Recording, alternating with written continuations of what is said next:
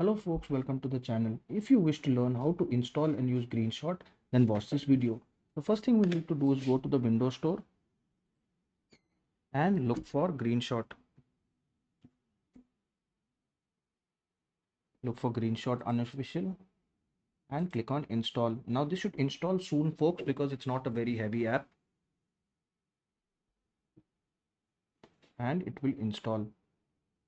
You can click on open, click on OK, and if you see this message here, it shows that the hotkeys Alt plus print screen and Shift plus print screen could not be registered because this is used by an other tool. So we'll ignore this. Right click on the Windows button, start button, and click on settings. Look for apps, installed apps, and then we will uninstall any conflicting screen recording or screen capture apps. So for example, I have snipping tool,